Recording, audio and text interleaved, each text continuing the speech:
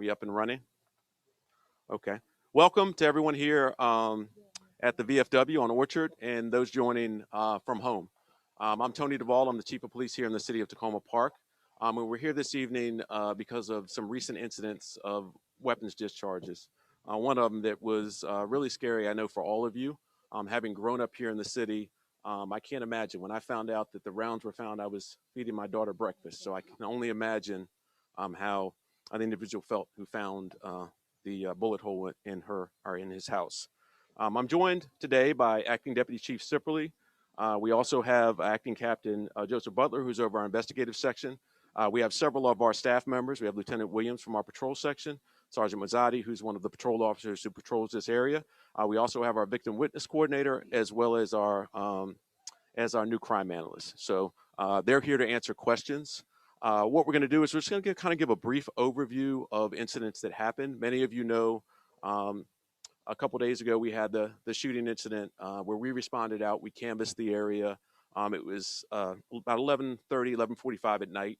At that time, we didn't find any shell casings. The next morning, we came back and we found some shell casings as well as the one house that was shot through. We also had a couple incidents in October that occurred here as well. I have staff members, specifically Lieutenant Butler, who's going to speak specifically on the investigation and some of the other incidents that have occurred in this area, one being the homicide that occurred over at the Advance Auto, the other a stabbing that occurred not too far from here. So I'm going to turn it over to Lieutenant Butler to fill you in on those cases. Good evening, everyone. Reference to the shots fired calls, we had 3 incidents in the past month. We collected 2 sets of rounds and shells from 2 incidents. All the shells and rounds are now going up to the lab to be compared for DNA and latents. Still waiting for that to come back to me to see the outcome. Everybody here, I've been seeing everybody for the past 2 3 days, handing out my business cards. Sorry for putting all of my cards on like your doors and cars, but appreciate all the um, information I've been receiving from all the tenants in the area. I got some intel about certain juveniles that's been walking back and forth on 4th and 5th Avenue. Also, we have a detail going on with SAT and also with DC SAT that's helping out. So they're going to be in the area for the next month or so. Um, in reference to the homicide case, is still ongoing. We're still working with DC and PG to get more intel and working with other witnesses that we're still trying to locate. With the stabbing that happened, um, the stabbing was between um, known individuals. Can't really talk about. It was basically a family members. Charges are going to be on them this coming Monday. Any questions for me in reference to? Yes, sir. Yeah, how long does the analysis take? About a month, or is that a good Well, question? it is a very good question. With the lab itself, let's just say if they have a homicide that's right, then like they'll keep pushing it back, then they'll come back to it. So it's all about the severity of the case itself. If I could just answer. Yeah. So most importantly for the investigation, I just want to tell you, we are working tirelessly to investigate this. And most importantly for your safety, what we did immediately is we have a car overnight here that is placed specifically here, a marked police car, because we think that's important. We also have when Lieutenant Butler said SAT, that is our special assignment team. That is our plain clothes officers. So they're going to be in the area as well. And he also mentioned that it was not only us, but it was also the District of Columbia. A lot of these incidents traverse across the line. As you all know, we're kind of in 3 different jurisdictions. We have Prince George's, we have Tacoma Park, and then we have DC.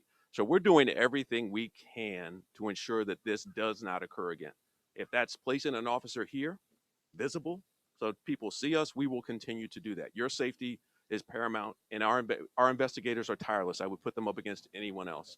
Unfortunately, sometimes, Paul, as you asked, sometimes we're relying on outside sources for information. But we're doing everything we can to check out multiple leads, some we can't get into, about specific things in this neighborhood that may have caused some of these incidents. Any other questions? Chief, will you repeat the question? They're saying they can't hear them. Okay. The question was from a resident regarding the analysis of the DNA on the recovery of the evidence. The question was, how long would it take for that to come back? And the response was, we're kind of what I just said. We are kind of reliant on um, other people outside the Tacoma Park to get that back. So we can't give a specific time frame. Yes, sir.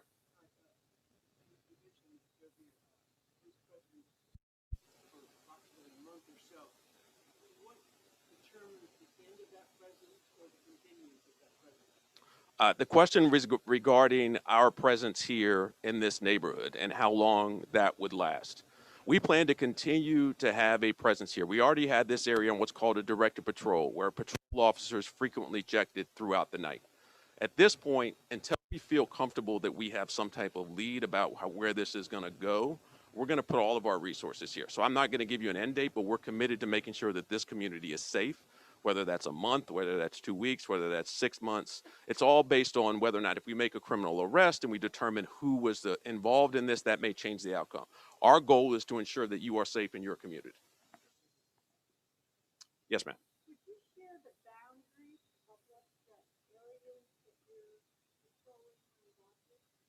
The question was regarding what boundaries we're patrolling. Are you referring to our increased patrols? Or are you referring to our boundaries as far as a police department? Uh, we just so you know, we're a full service police department here in the city of Tacoma Park. We cover the entire city. We cover everything from a traffic ticket to a homicide. We're a full service police department. So anything in the city of Tacoma Park, we handle. Specific to this area, I won't go into specifics about where our special assignment team, our undercover team is, just for obvious reasons. But in this particular area, the particular area that we've experienced the shots fired, that's where we're going to have our marked vehicle, where we think that there may be some particular cause of the shots fired. Sir, I I think you had your hand up. Go ahead. Not behind you. Yep. Yes, sir. You. They're messing me up as well, but I can see you. Yeah. So, a couple questions. One, are DC police allowed to pursue suspects across the border and vice versa? And two, so it seems like there was an uptick in reported crimes in Q1 of this year. Has that continued across Q2, Q3? It's to break down of two questions. The first question was regarding pursuit and whether or not we, the Tacoma Park Police Department, can pursue into the Metropolitan Police Department's jurisdiction and vice versa. The second question was regarding crime in this area. I'll answer the first question about pursuit, and then I'll turn over the second question to Lieutenant Butler. We do not currently have a memorandum of understanding with the District of Columbia. The District of Columbia has no memorandum of understanding for police jurisdiction with any jurisdiction in the state of Maryland. They don't. We have tried. We worked as a police department. Our city council, city council member Kostick, the mayor, all of us worked tirelessly to try to get an MOU that would allow us to have the authority to enter into the District of Columbia. Right now, we do not have that authority. No, it is not. Takoma Park is entirely in the state of Maryland. The question was, isn't Takoma Park in DC? There is no part of Takoma Park in the District of Columbia. It falls completely within the state of Maryland and Montgomery County. The second question was regarding an uptick of crime, and I'll turn that over to Lieutenant Butler. And I'm sorry, sir, what was your second question? There was an uptick in reported incidents from Q1 of 2021 to 2022. And this work that I think was like 22 to 29, which could be an aberration or could be indicative of a trend. And I'd also preface that with saying, my family, we walk our kids and our dogs around the neighborhood, feel totally safe. Certainly appreciate seeing you all parked out front of the VFW every once in a while. But just concerned that that might be indicative of an increasing trend. And if Q2 and Q3 are showing the same stats as well year over year, that reported incidents are going up. Well, I know in the past year, with the past two. For recording purposes. You're only going to hear him. Oh, I'm sorry. I got to speak a little louder. In the past about 3 years, we have had meetings, commanders with investigators from PG County, DC, and Montgomery. So we share information amongst each other. We also have monthly meetings with detectives from all jurisdictions to solve crimes and also to share information as well. So, like we have Misha, who is our crime analysis. Like most, so what we do is, like, let's say we have a crime and we have a bolo or a picture, we always would put that out to all the other investigators around the area so we can share information to see if they have the same crimes going on, so we can try to solve each other's crimes. To answer your specific question, we can give you the crime stats for this specific quarter. I'm not sure where we are as far as crime in those specific areas, but we can provide that and put that publicly. And we normally put out our quarterly crime stats. We're more than happy to share that publicly. I'm going to turn towards the chat to see if we have any questions in the chat, and then we'll turn back to questions here. We do have a few. Will you talk about the sharing of information? No, just the increase in reported crimes year over year, and whether or not we're seeing across the year an increase. The question was, the follow-up question from Lieutenant Butler was, was the resident specifically speaking about an increase in crime as opposed to information sharing. So we kind of covered both topics for those of you at home if you didn't catch that. One of our chat questions is, do you have any more details about the shooting? Was someone being shot at, or is that still unclear? At that point, that's still unclear. Everyone here heard the question. That's still unclear. It's still an active investigation. We're not 100% sure if there was a target specifically or if it was just a random act. For potential young juveniles involved, what types of community resources, if any, are being tapped in to assist? That's a really good question. The question was regarding community resources. I'm a huge proponent of outreach at a very young age. I think it makes a big difference in deterring crime. We specifically within the police department, we used to have an Explorers program that we had to shut down due to COVID. We're going to bring that back. An Explorers program is we bring 16 to 21-year-olds to assist the police department. They learn what it is to be a police officer, et cetera. We also had a homework program where we assisted young kids with their homework. The police officers, they would come to our station and they would do their homework with us. They would interact with police officers. So their first interaction was not a negative interaction, but a positive interaction. The city also has multiple outreach programs for youth in the city. So as far as that's, we are very fortunate here in the city that we have resources. Our rec department is phenomenal. We have our own rec department. So I'm a huge advocate for that. I truly believe that if we get kids at a very young age, it makes a huge difference. So like I say, I talked a little bit about our programs, but I'm a huge proponent of. We also have a lot of outreach programs. Our National Night Out, for those of you who have not attended it, one of the most popular things, I think I've talked to hundreds of kids who love to dunk me every year. The water was not as clean this year. It was hydrant water, but I won't get into that. So we'll do a couple more on the chat, and then we'll turn back. Oh, absolutely. Thank you. Mayor Stewart just reminded me to talk about our coordination with our principals here in the city of Takoma Park. One of the first things we did when I became chief is we really thought that we needed a more robust relationship with our schools. So one of the things that we do on an every other month basis is we meet with all the principals in all of our schools. And that also includes Montgomery Blair, the vast majority of our kids go to Montgomery Blair. Once a Blazer, always a Blazer, for those of you who are out there, if I can get that plug in. But I think that's really important. The mayor also attends those meetings. School security safety attend those meetings. And we also have other city staff, our planners, our recreation department. And what that does is it allows us to brainstorm issues. So the last meeting, what came up was traffic congestion at 2 of our schools. So we were immediately put the principal that had the issue with one of our planners and put them with Public Works so they could get the signage they needed. So I think that is an exceptional partnership that we've formed. And I think that it's, once again, the more youth know us in a positive way, the first time they interact with us is on a positive way, whether it be a National Night Out, whether it be at our homework club, whether it be somewhere else, as opposed to a negative interaction, the more they're going to respect the Takoma Park Police Department. I'm going to go to the chat one more time, and then we'll come back to the audience.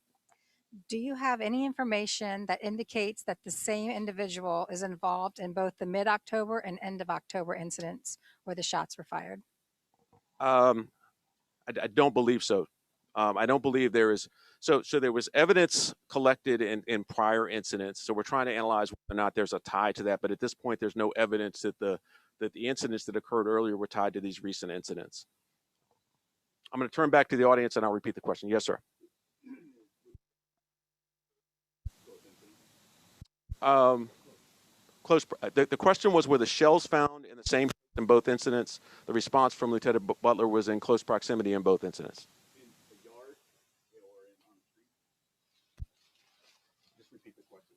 You were saying that in the yard, on the street, it was kind of like in both areas. Some in the yard, some in the street. Yes, sir.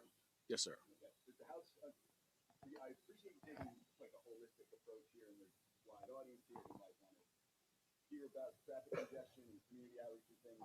I'm intensely interested on the shooting. The bullet came through my kitchen window. My 2-year-old found the bullet. It's pretty unnerving, this whole situation. I'm specifically interested in the 2 properties on the other side of me. One is under construction, doesn't have anyone there for time. Like, I want that kind of like blocked off so nobody can, like, our kids hanging out behind there and playing with a gun. And that's what's happening. Do we know anything like that yet? And the owner of that house is not there. He's compelled to have some kind of fence up so that nobody can get in there and hang out. Is there anything like that specifically? As far as we're concerned, the incidents were definitely related. Definitely comes from the exact same place. I mean, in my mind, without an investigation, there's like no doubt about it. I might be proved wrong, but common sense suggests that the same people doing the same thing 2 weeks apart. So convince me otherwise that like this investigation is needed and we don't just need to like lock down that house, for example. Well, I'm going to try to repeat. It was a long question, but I want to make this clear. The person that's asking the question was the person that the bullet came through their house. He advised that his 2-year-old found the bullet, and he is concerned about the properties surrounding his house. There's one vacant property, and then there's another, I'll say, problem property that we are very familiar with. I agree with you. High probability that they are related, but we have to go through our investigative measures to make sure that the incidents are related. I should say the other question was, are these, the resident stated he feels that pretty clearly they're related.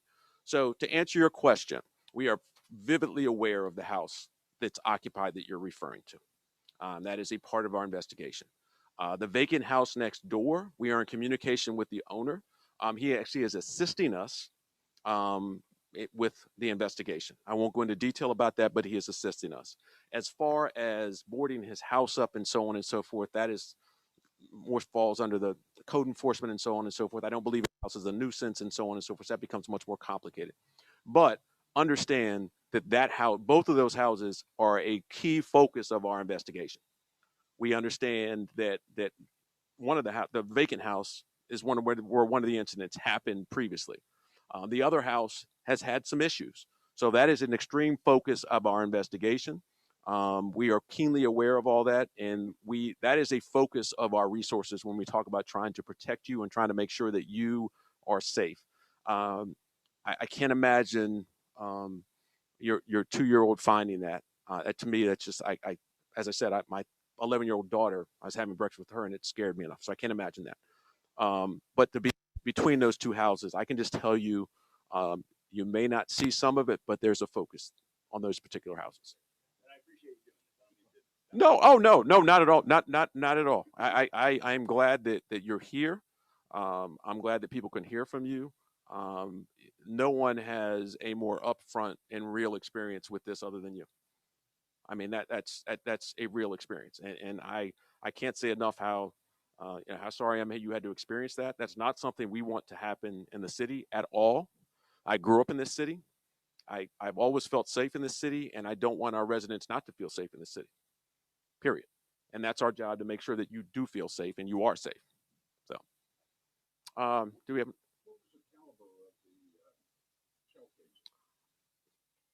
The question was, what was the caliber of the shell casings recovered? It's It's a 9mm. 9mm? Yes. How about the incident at the auto parts store? It was a 9mm.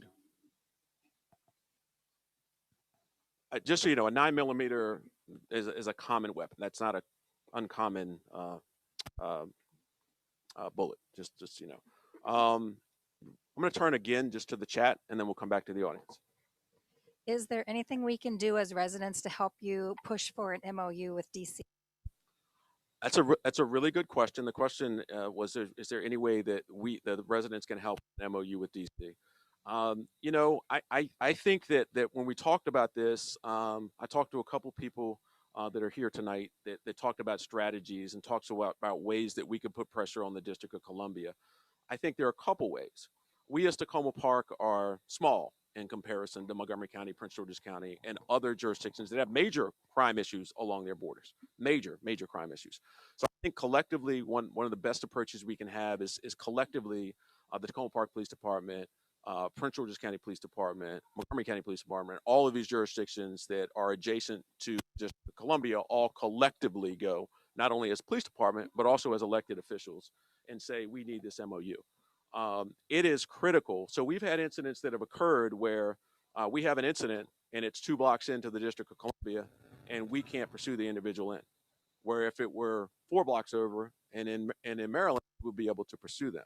So we see it as it's especially in this neighborhood and along Eastern Avenue, where we need the ability to have that jurisdiction. And we're not trying to go into DC and pull traffic stops and we just want the ability, if crimes occur, to be able to cross over and take action. And vice versa, I can tell you DC officers are not happy with it as well. We all want to apprehend people that are violent offenders. So I'm gonna go to one more. Oh, yeah.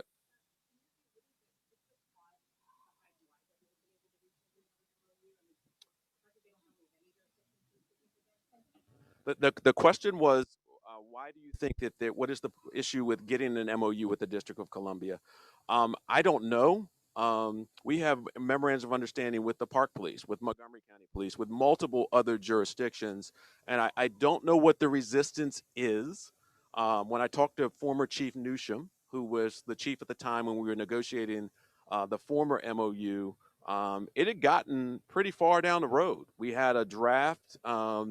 You know, we thought that it was going to go through, and it got to a certain point, a Bermuda Triangle point, and it would just disappeared. So I wish I could tell you definitively what the resistance is. I'm not sure. I don't know. And just so you know, they don't have an MOU with anyone outside the DC, whether it be Arlington, whether it be so it's not unique to us. So I don't. I wish I had a better answer. I don't know, but I think asking that question collectively and saying, you know, why not? What is the reason you don't? With the backing of not only the Takoma Park, but Montgomery County and Prince George's, our elected officials, and you all will go a long way. And we gave specific examples of crimes that would have been solved and could have been solved if we were able to pursue into the District of Columbia. Give specific examples to them, and still didn't switch. So I wish I had a better answer. I don't. Yes, sir.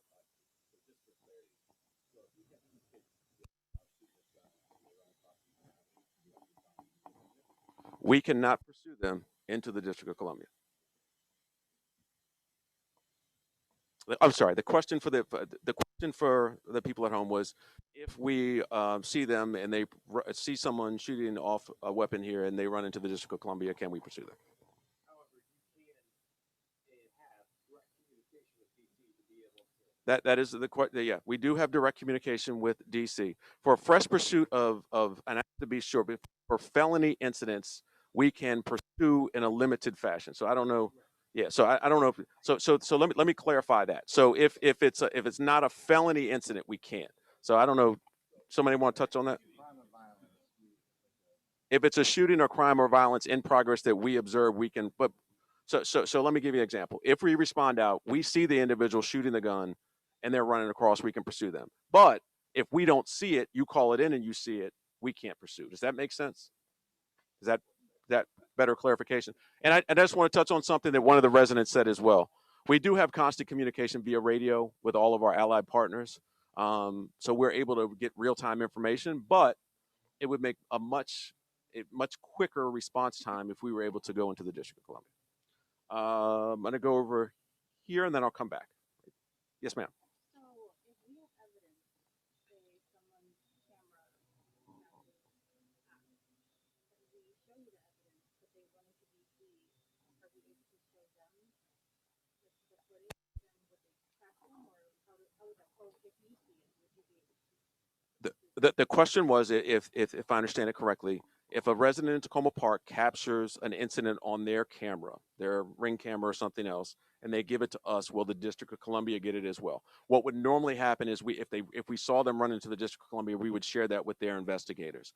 But we have a community cam program where you can sign up and you can give us your footage. So we've been going door to door. Lieutenant Butler has asking people if they have footage in this particular incident to give it to us.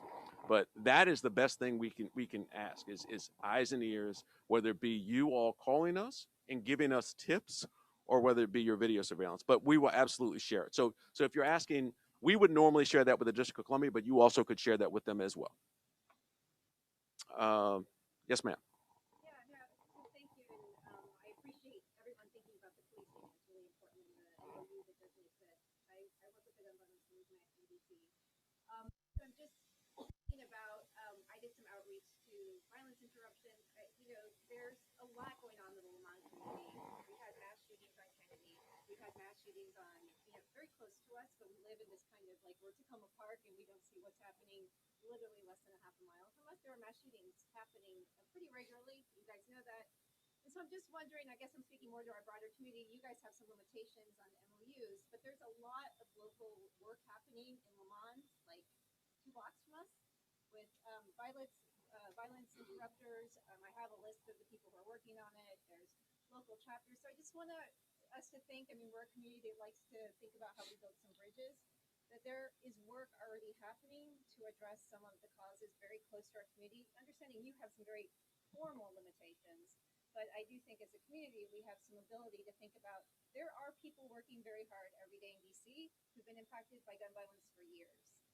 And they are building some real responses, and they're in the Lamont community 2 blocks from us. Eastern is not the board of our lives. Many of us commute. I see many people cruising down Kennedy Street like there's no problem, and I'm like, Kennedy has a beef. Do not go walking down Kennedy Street with your AirPods in, people, right?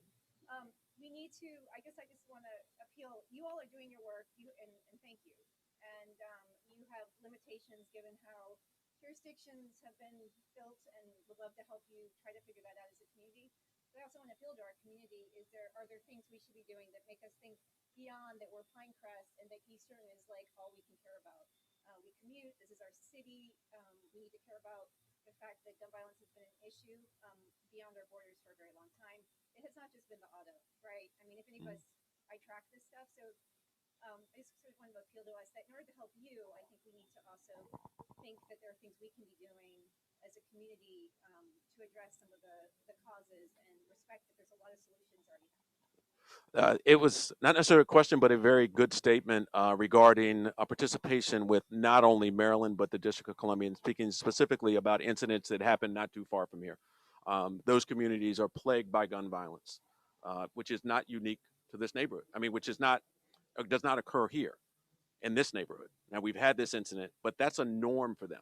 So the question, I guess the appeal was, they have violence interrupters. They're doing other things to address that violent activity. We sit here in Maryland and we're not necessarily identifying with that violence that's occurring half a mile from us. What can we do as a community here in Tacoma? A community of I can't even say advocacy. I said it. What can we do to assist them and our community as a whole? Because Eastern Avenue is not the boundary. So that was kind of, I don't know if I summed up as eloquently as she said it, but that was kind of what was there. Before we get into another question, I do want to acknowledge we do have some council members here and the mayor, Mayor Stewart, who will be our mayor for the next 3 weeks. 3 weeks. Oh, well, she's counting the days. Mayor Stewart is here. We also have Councilmember Costick, who represents this specific area. We also have Councilmember Jared Smith, who represents Ward 5. And were we missing someone? I know we have several people that are running for this particular ward. I don't see where you are.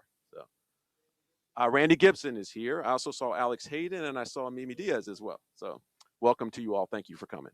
I'm going to turn to the chat one more time, and then we'll go back to questions here.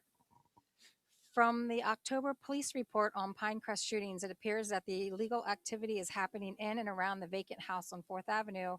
What can be done to ensure vacant houses aren't used for illegal activity trapping with priority to that location given the dangerous crimes occurring twice in 1 month? The question was specifically about the house we mentioned earlier that's adjacent to the house that experienced the gunfire. What can we do about vacant houses in the city? We're fortunate that we don't have that many. But this house in particular, as I said earlier, is a high focus of ours in relation to this investigation, in relation to security and our presence. Vacant houses in particular, there's a different degree of vacant houses. Someone might be selling it and it's vacant for a month while they're rehabbing it. There's some other ones like this one that are long term. Those are different. So dealing with that, we do have a neighborhood services code enforcement component. We'll put some information out on that, but they will check a house and make sure that it's conforming to code, the grass is cut, so on and so forth. So that aspect, as far as a non-police response, could also be done as well. That music just got awfully loud behind me. I don't know if you. So I'll turn back to the audience.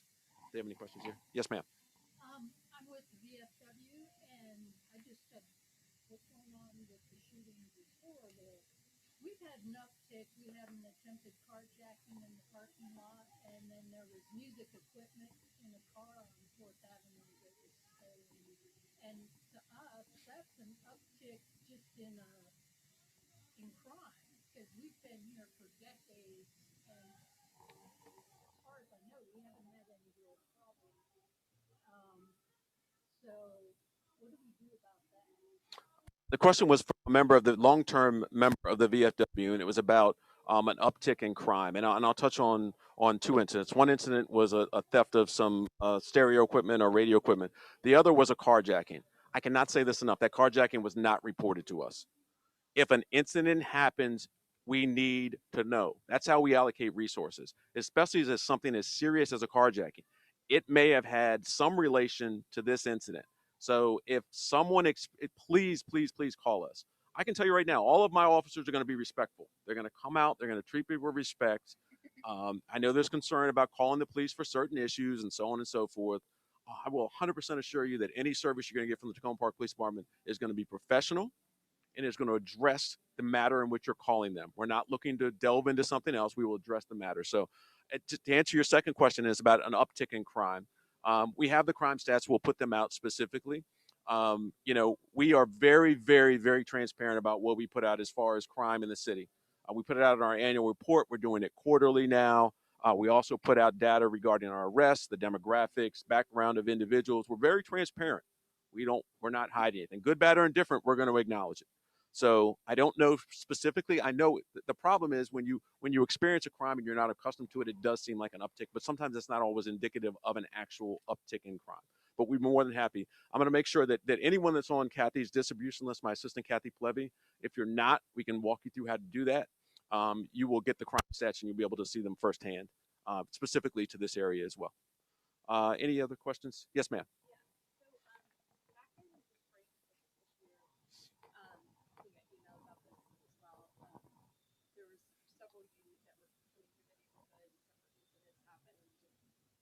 I know Detective Buckler, we spoke earlier today, and it's a common thread if you talk to residents that there's a group of kids that have been in the neighborhood. There's been car break-ins, there's been vandalism, there's been trespassing, so forth. Which is kind of unusual after living here for 10 years.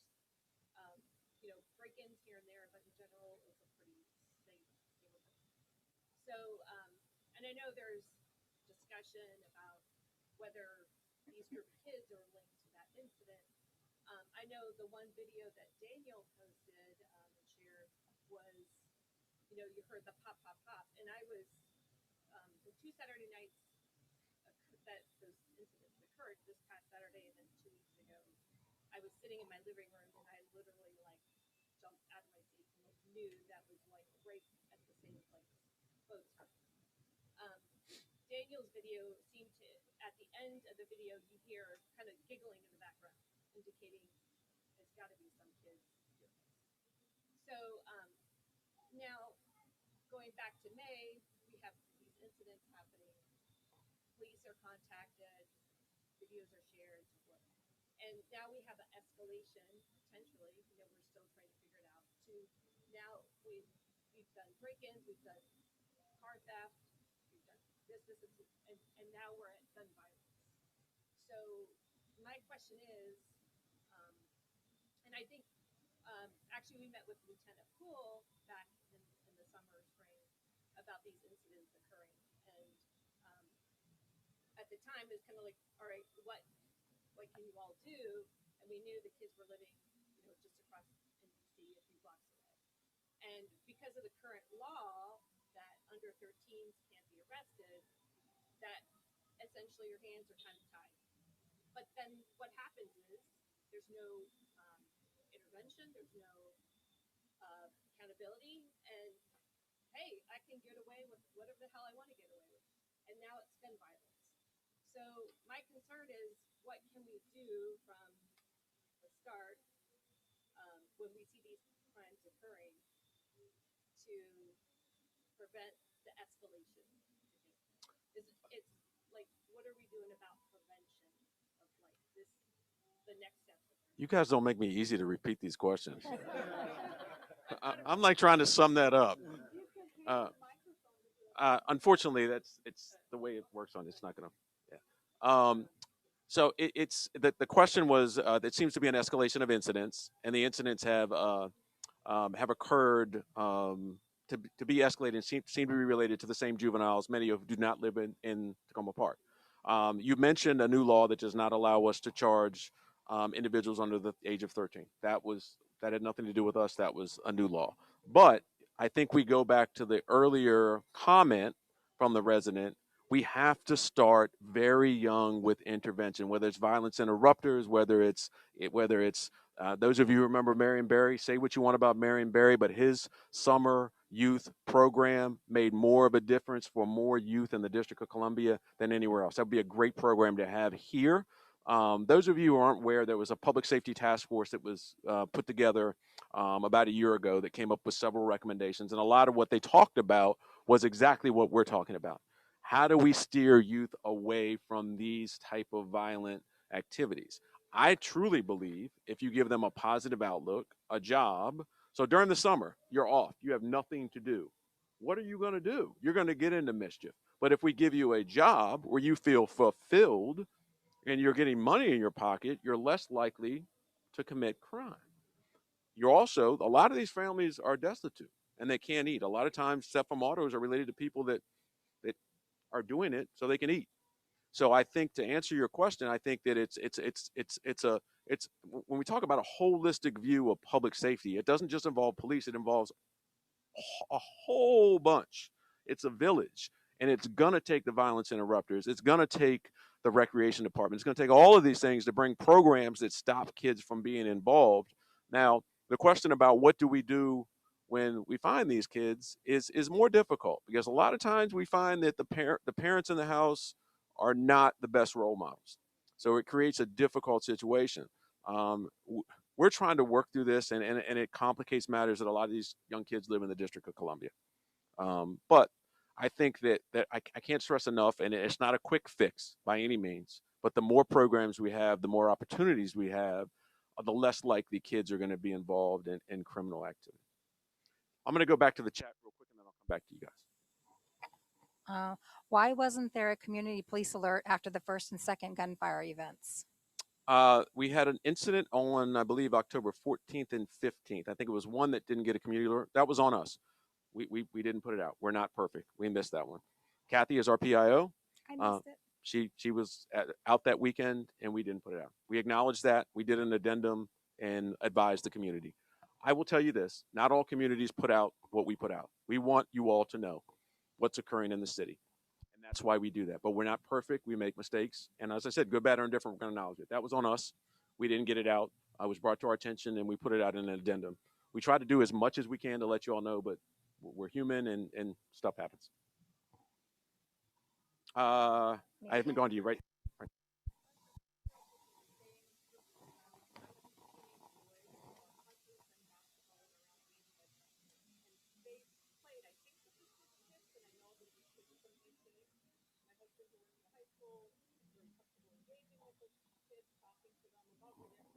Paul.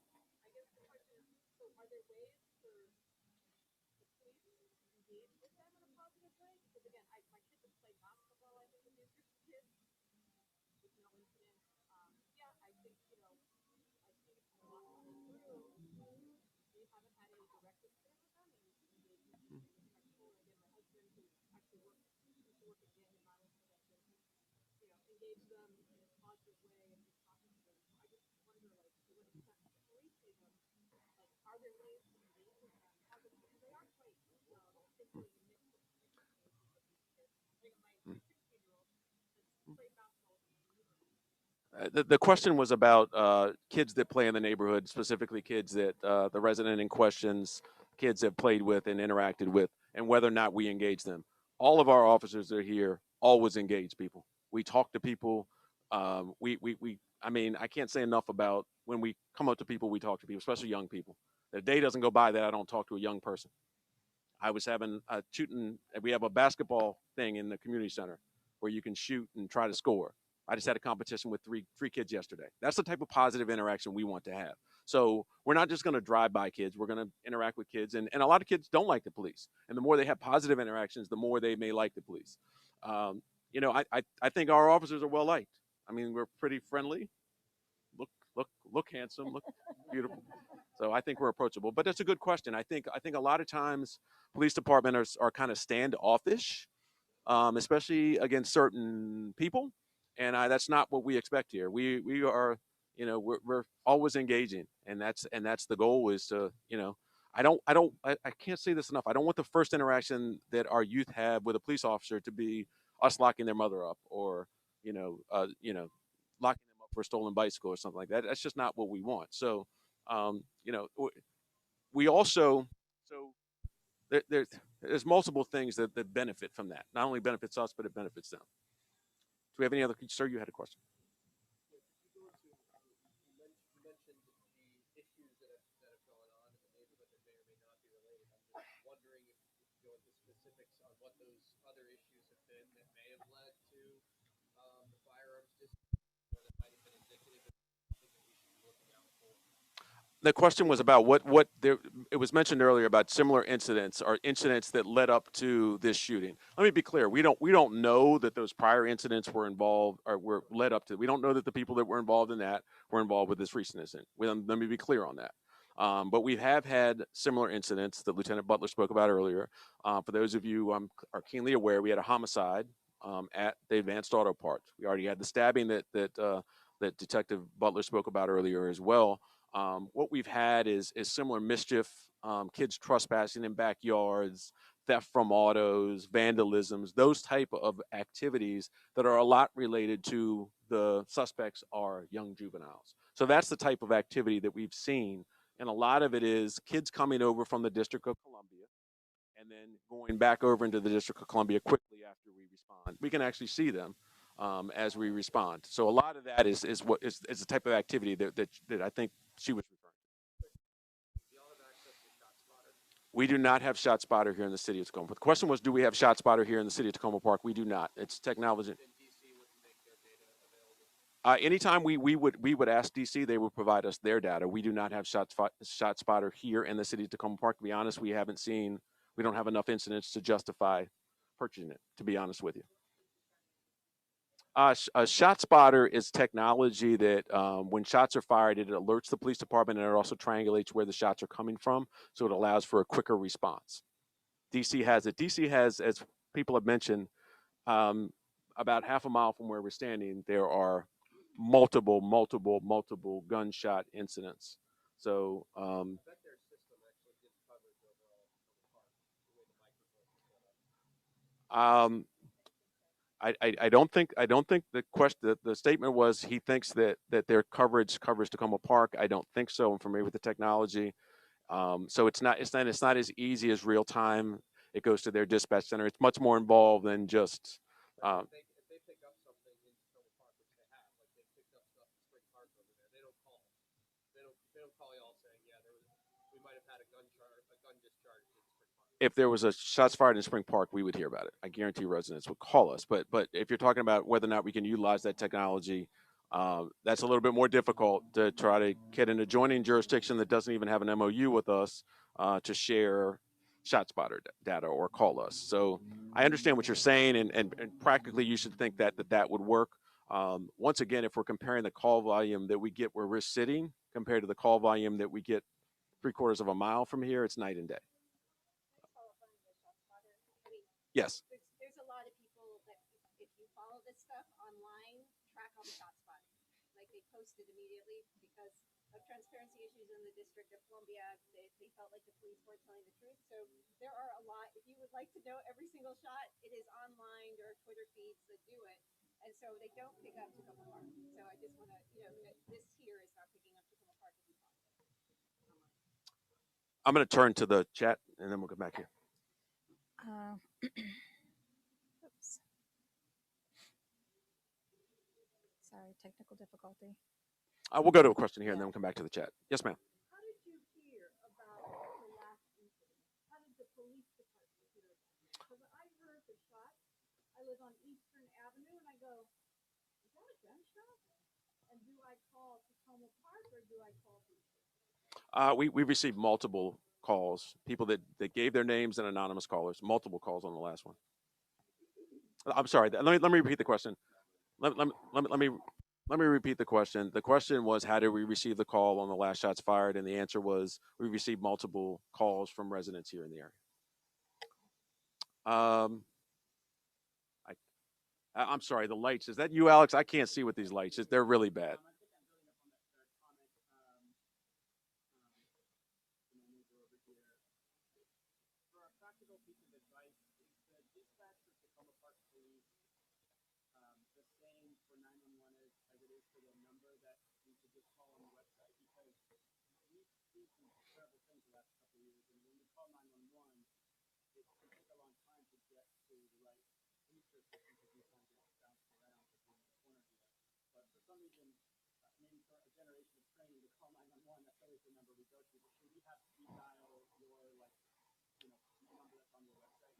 That's the question was, is there a difference between our 270-1100 number and 911? And yes, there is.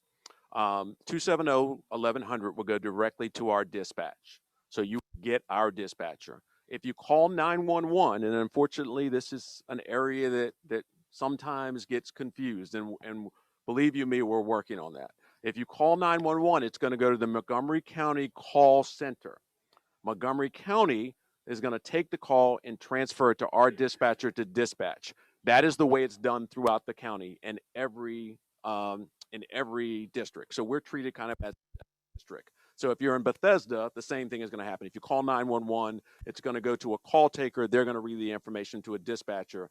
In this case, it's relaying it to our dispatcher.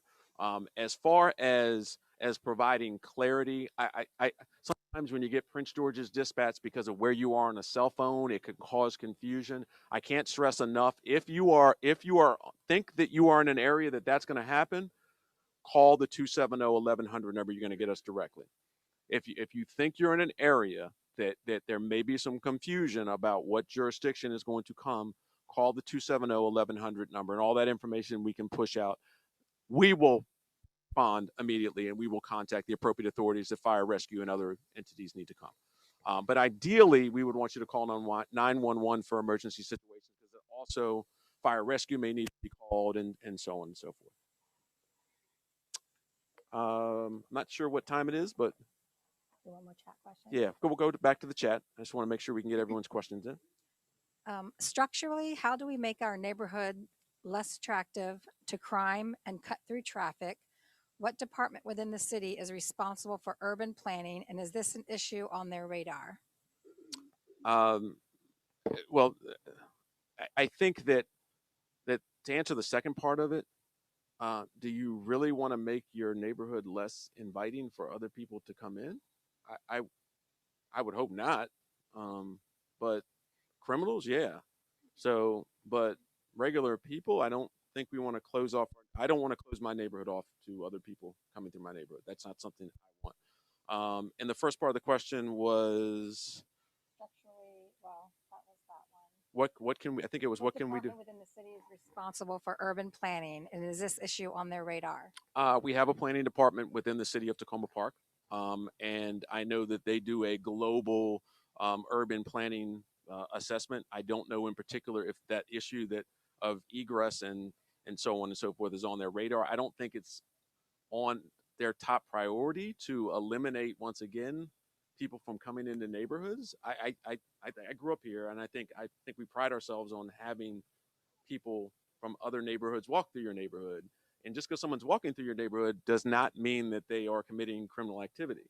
I think that we are an inclusive inclusive community that welcomes different people from different communities and so on and so forth. So, um, as a police chief, I'm not advocating that. Can you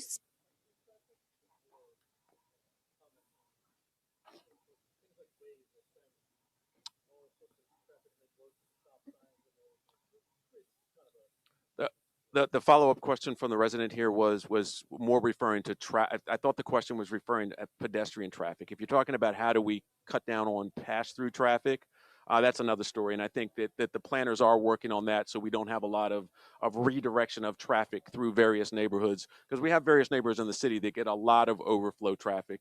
There's a comprehensive and Mayor, you may be able to correct me what the plan is called. I can't think of the name of, but it's a comprehensive citywide plan that's looking at public space. Thank you. I don't know why wasn't that hard. Public space assessment. So they're looking at that as well. Um, uh,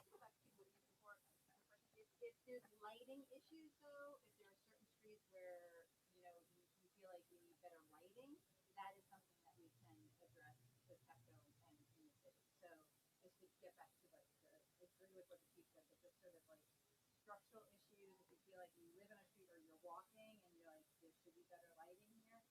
We did switch the city to all LED streetlights a couple of years ago, so I think we've improved the lighting in those areas, but we could have missed a spot.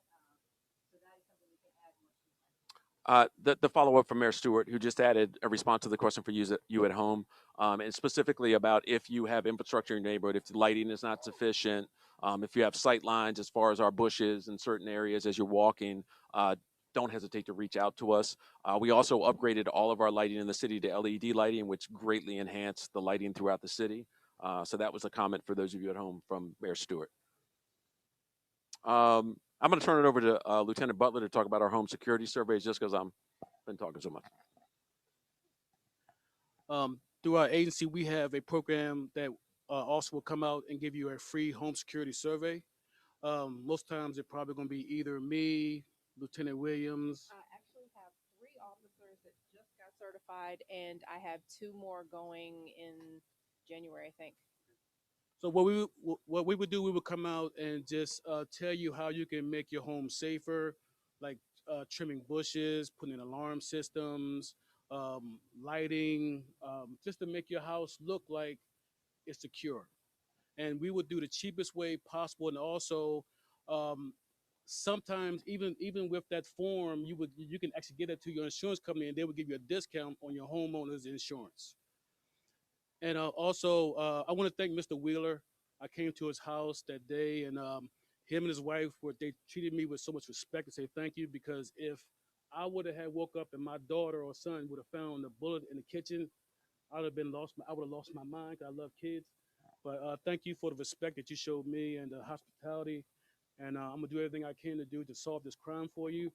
And through these past 3 4 days, when I was doing the canvas, I found out by at least about 50 residents there were at least 30 or 40 theft models that was happening, but it was never reported.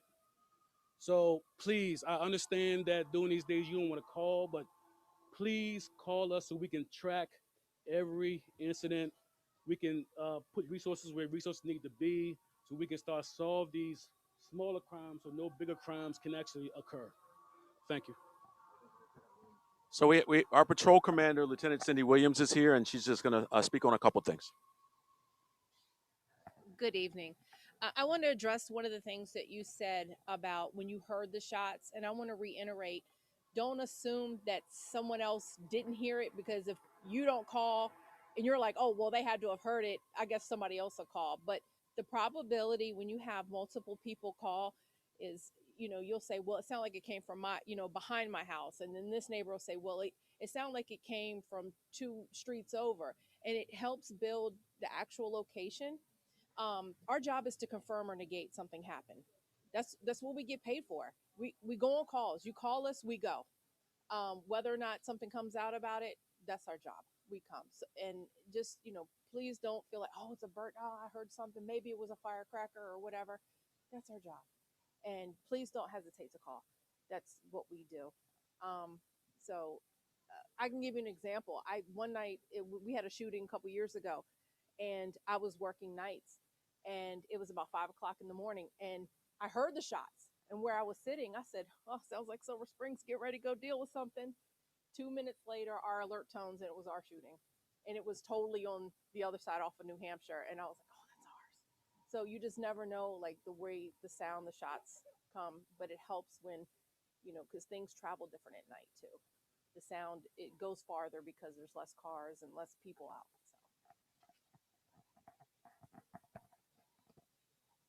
Alrighty, we'll turn back to the audience. Any more questions? And we do have some elected officials here. I don't know if the mayor and the council members want to. Oh, look at you! Like, what, really? You don't have to. You don't have to. I think you're in. I just wanted to afford that opportunity to you all.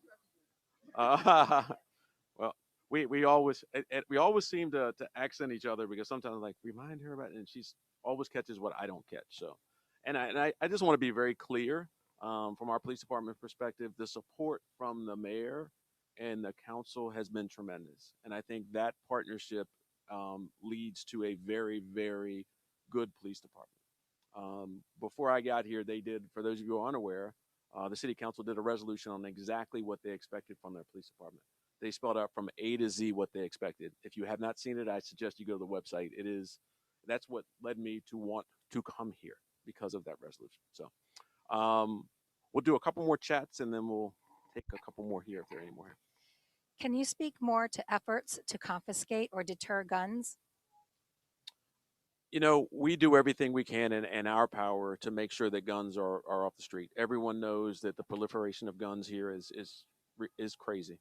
Until we take a much more global approach towards, gun possession, we're going to be in the same boat. And I think a lot of that in the District of Columbia, here in Maryland, and we've taken steps, back in the wrong direction. So I think it's a problem globally. We can only impact it on a very minuscule point from a police perspective. It's much more about laws being enacted to ensure that guns are off streets. One more. Sorry, one more. There have been a few young kids reported doing petty crime over the last few months. What action did Takoma Park Police Department take when addressing the crime of than 16 years old? As I said earlier, the new Maryland law, we can't arrest anyone under 13 for certain offenses. We just can't. So we don't always arrest people when we respond out. A lot of times it's education. It's not about arresting people, it's about education. But I think Lieutenant Butler spoke earlier, and he spoke about unreported incidents in this particular neighborhood. We allocate our resources based off of call volume. That's how we allocate resources. So if we're not getting an accurate depiction of the number of incidents that are occurring, we're not going to respond. So I don't know what the definition of petty crime is. If someone's out in the street trespassing or doing crazy things, we're going to go out and engage them. We're not going to go out and harass people. We're not going to go out and photograph people. We're going to go out and engage them and educate them. So I think it's important to call if you see something illegal. Understand illegal. If an 8-year-old is riding a girl's bike and he's a male, that's not suspicious. Okay, we've had people call for that. If someone doesn't look like maybe the majority of the neighborhood and they're in the neighborhood, that's not suspicious. So we make sure we screen those calls. So we're going to make sure that we're not going to respond if it's not a police call. So we encourage you to call. We'll go to one more on the chat, and then I'll turn back to here. Can DC kids participate in Takoma Park recreation programs? Absolutely. Yes, absolutely. Absolutely. One more question do we have a lot of questions in the chat, or? Most of them you've already answered the question, answered for them. Okay, we'll turn back. Ma'am, I'm sorry, you had a question. You can't remember it now. Was it you? I thought it was you in the front. I thought you had your hand raised. Oh, I'm sorry. Okay. Oh, she was like, I forgot my question already. I was like, okay.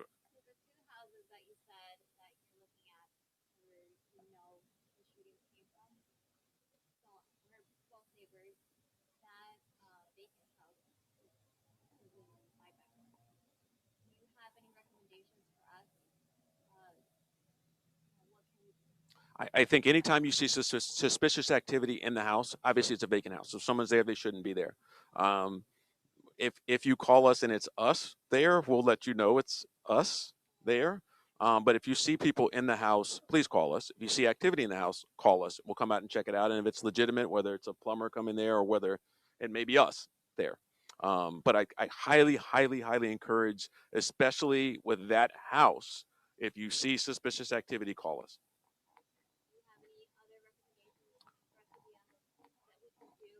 I think what Lieutenant Butler touched on earlier was our home security survey that we can come out and do.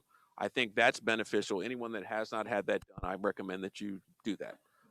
And like I say, it's only recommendations. We try to keep it very, cost friendly. It's not us doing the work. We're just giving you recommendations on what you can do. Some of it's very easy. So I think that's the first step to ensure your property is secure.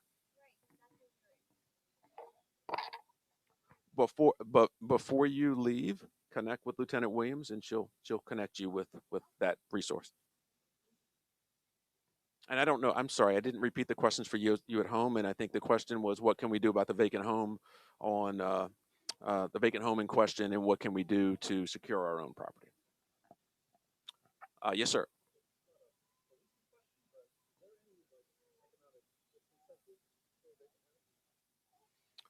I don't know the specific answer to that. The question was, is there any economic de-incentive to have a vacant house? You want to take the So in the city before, we have looked at a vacant property, an increased vacant property tax, and it did not go through the council when we discussed this a few years ago. It is something that has come up before. It may be something, as you have a new council coming in, you want to talk to people about.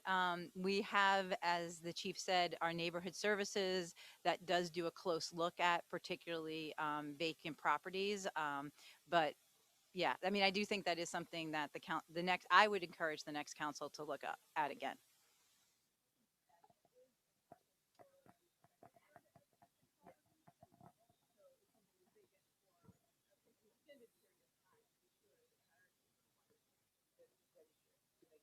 Uh, Councilmember Kostick just added that there's a process for if your house is vacant for a certain amount of time that you have to register your house with the city, just to add that. And I think Lieutenant Butler wants to add.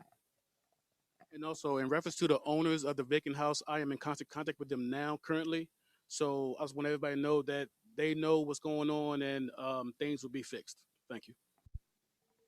And I just want to reiterate, they also are assisting us with this. They understand the issue and are assisting us with this. I won't go into detail, but they're assisting us with this. So I'll still open it up here for any more questions that we have here. Yes, sir.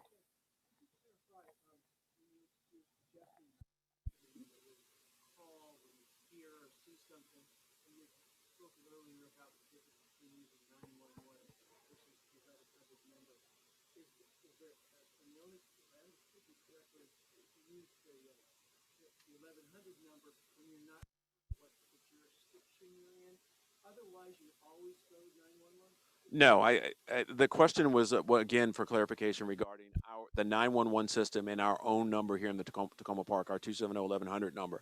That is our non-emergency number. So if you see you have a theft from auto, so on and so forth, that's the number you want to call. 911 is for an emergency. I heard someone was just shot. There was a car accident. That's what 911 is for. So if you have disorderly juveniles or you have a theft from auto, you want to call the 270-1100 number. If that provided clarification.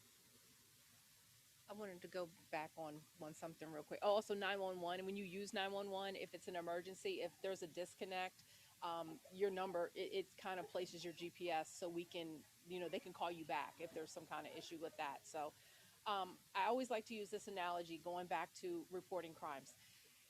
If you were a victim of theft from auto and only $2.25 was taken from your vehicle, you're still a victim. But I like to use this analogy.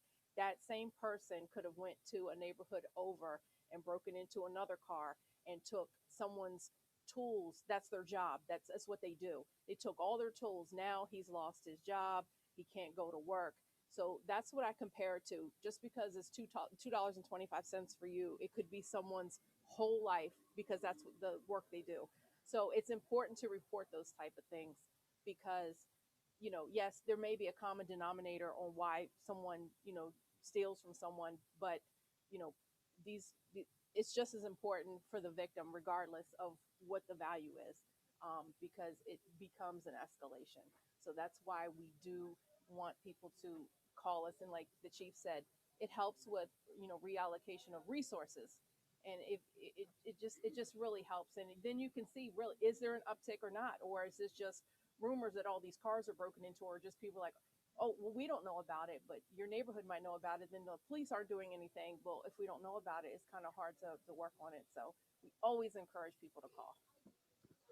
I must say, this is one of the most unique locations I've had a community meeting, and the music was a little bit was nice but distracting. We're holding up the band. We have about 10. Can you give us about 10 more minutes? Is that fine? Oh, good for you. Ah, that's resourceful. That's Tacoma Park right there. So for the sake of time, we'll open it up to a few more, and then we'll close out. We'll be here. All the staff will be here if you have any follow-up questions, and they can blast the music then, so you all can call us about the loud music complaint. I'm joking. So any more questions here?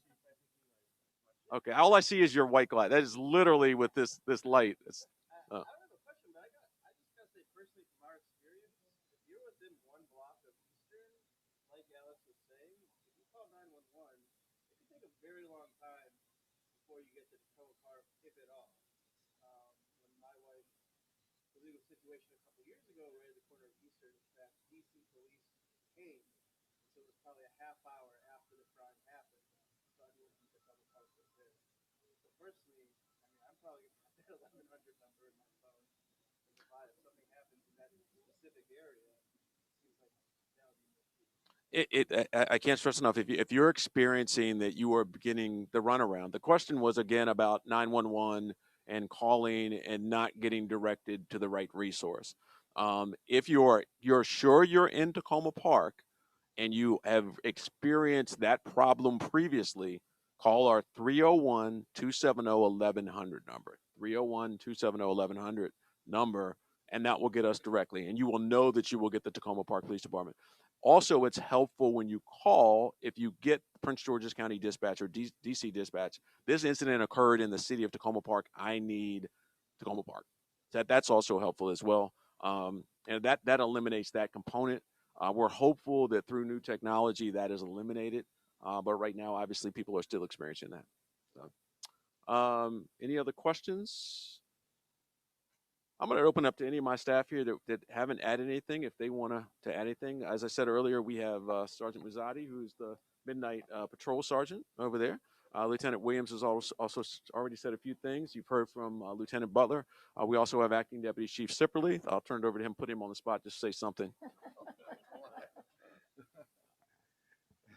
Well, I appreciate everybody coming out and speaking with us. We do really take this type of incidents very serious, and we're hoping that the police and the community can work together and come up with solutions to try to resolve some of these issues.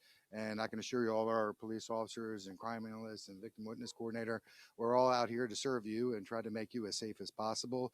And again, I just really appreciate you all coming out and speaking with us. See, there was a reason I had him say something. That was very eloquent.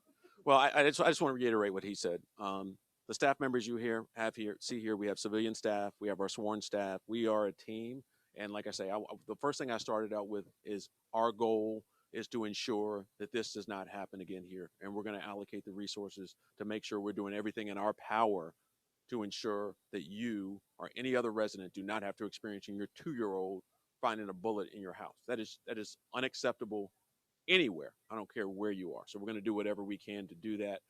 but we need your partnership. We need you all calling us. We need your help to be able to do this. So with that, I greatly appreciate you all coming out to the backyard of the VFW first and foremost, and we have a young baby over there as well. So I appreciate that. So new resident. So you're right. Thank you very much. I'm real quick. I'm gonna put my information in the chat. All of our emails are the same at the end at tacomaparkmd.gov, but my beginning is Cynthia W. So if you want a security survey, just email me. I will get it set up with an officer. It may take a few days because the officers that do it are trained to do it, and depending on when they work, and then I give them the information and they schedule with you when's a good time to come by. And finally, I just want to thank Paul Wida in the VFW for hosting. I unfortunately I'm not going to be able to have a beer before I leave, but when I get home I will. So thank you so much, and thank you for all the elected officials. As I said earlier, and all of you who are running for office, it is really the reason that Takoma Park is unique in what it is. So thank you all for coming out, and we're here if you guys have any individual questions. Oh, sure. I was advised to thank City TV, who set up these bright lights. Mr. Bien in the back. Thank you so much. I appreciate that. And anyone else that I missed before we go off? I won't say lovely assistant like Vanna White, but Kathy Plevy, who, if you all don't know, puts out all of the information to the community. She works tirelessly. That's a 24/7 job to put this information out. So I greatly appreciate that. So with that, thank you very much. Thanks for coming out. Appreciate it.